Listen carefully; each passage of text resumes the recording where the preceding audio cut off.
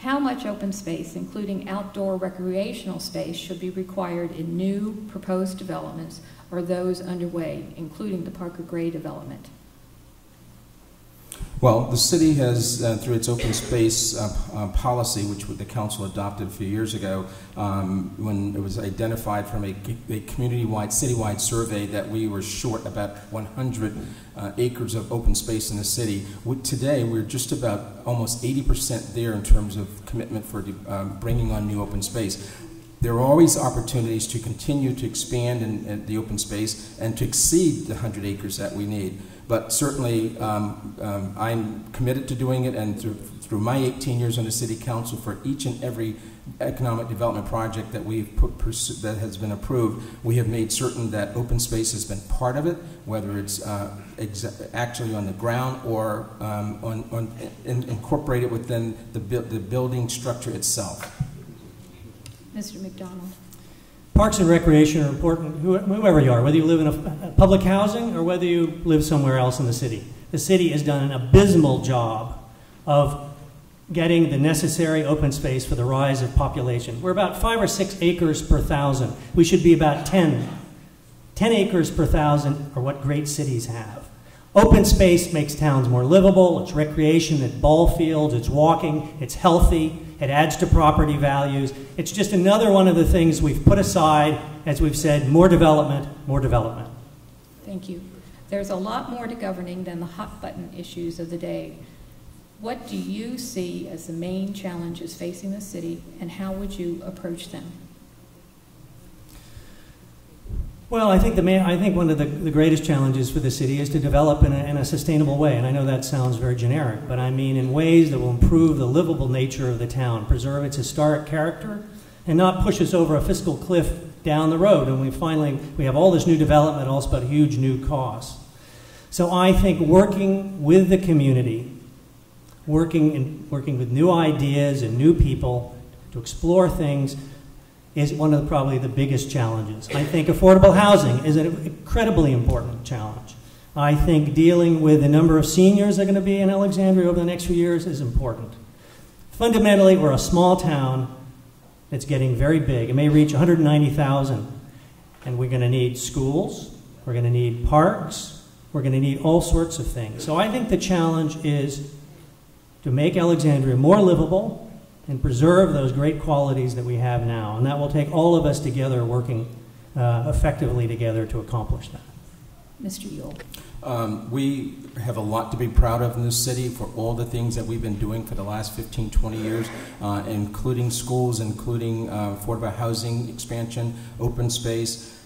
Certainly we can do a lot more, and I've been the one person that has provided the leadership and been involved in every one of those areas in terms of addressing and meeting those needs and challenges, whether it's affordable housing or working with the schools or expanding transit needs throughout the city. As a matter of fact, in terms of affordable housing, the fire station, the idea of having 64 units of rental housing on top of the fire station was a vision of mine.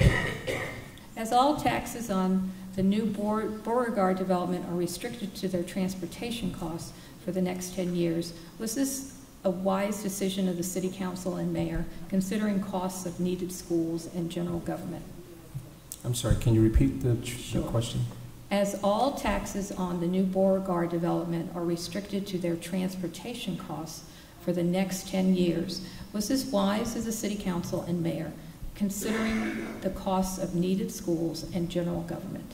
Well, the redevelopment of the Beauregard Small Area Plan is something unique. First of all, there were 5 different property owners that came together for the first time who agreed that they would redevelop and develop that whole entire site out there under a special use permit process, which was not a requirement. They could have individually redeveloped those sites by right, and we wouldn't have been able to get anything, whether it was schools, transportation, affordable housing, but yet, as a result of their collaboration and partnership, and with the community process, I must say, we have the plan that has been adopted is one that protects the neighborhood, and it provides an additional not additional, but 800 committed affordable housing units that have never been there before, and the city is committed to working with the developers and others to expand those total number of units. As a matter of fact, we just the other night the city council agreed to move forward with the project, an affordable housing rental project in the Del Rey section for 77 affordable housing units.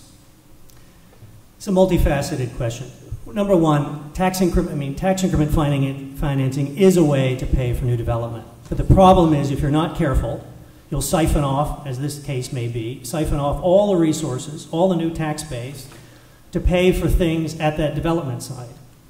So the real question is, how do we get a range of public benefits such that the benefits accrue not just to the area that you're developing, but to the entire city? So my feeling is that this project is not well thought out. The financing isn't well thought out. Considering all the development at Potomac Yards, how are we going to handle the traffic along that corridor?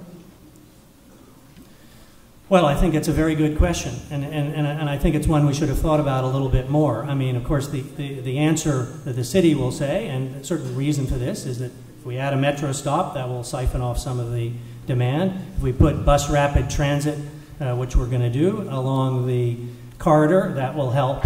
But I think it's very unclear whether the target goals of reducing, in other words, if the goal is out of this development that we reduce the traffic to some degree, by some measurable degree, by mass transit, I'm not sure that we are going to accomplish that effectively. I think we need to start working much more closely with local neighborhoods. We've heard a lot of discussion lately about cut-through traffic. I think we need to think much more, and this gets to the issue of transportation generally in the city. We need to think about these corridors of not just being in a little piece along the Alexandria way, but also where they go. As Owen Curtis has pointed out in the West End, if you don't think about transportation in a very comprehensive way, all you're doing is spending a lot of money and not really with great results. Mr. Ewell. The city has spent a lot of time working with the neighborhoods prior to the adoption of the Potomac Yard redevelopment plan.